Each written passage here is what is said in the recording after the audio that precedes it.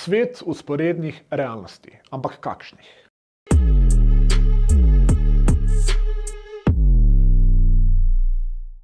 Slovenija je bila ta teden na svetovnem zemljevidu. Prevzeli smo predsedovanje Varnostnemu svetu Združenih narodov, na Bledu je potekal Blejski strateški forum, vodilna, tako pravijo, mednarodna konferenca v regiji.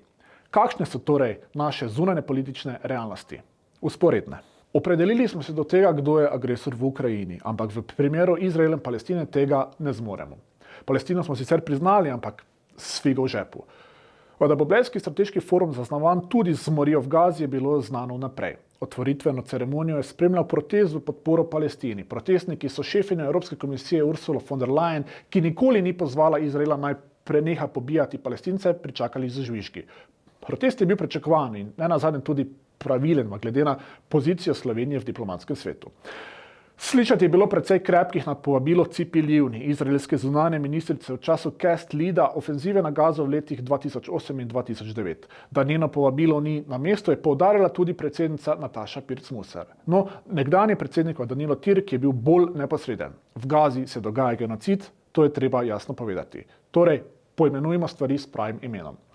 Popolnoma jasno je, da je potrebno soočiti nasprotna mnenja.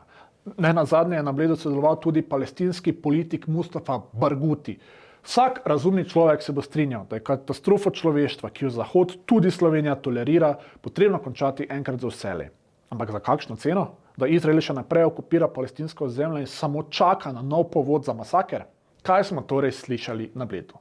Da je Ukrajino potrebno podpirati, da je Hamas čisto zlo in da Palestina potrebuje vlado narodne enotnosti. Mir je potem takem še daleč. Ljudje pravijo, da je moč v diplomaciji. Bomo videli. Slovenijo čaka mesec predsedovanja Varnostnemu svetu. Ampak iluzij, da se bo tam, kjer ljudje vsak dan umirajo, vse spremenilo čez noč, si ne delamo. Lahko pa si rečemo, da upanje umira zadnje.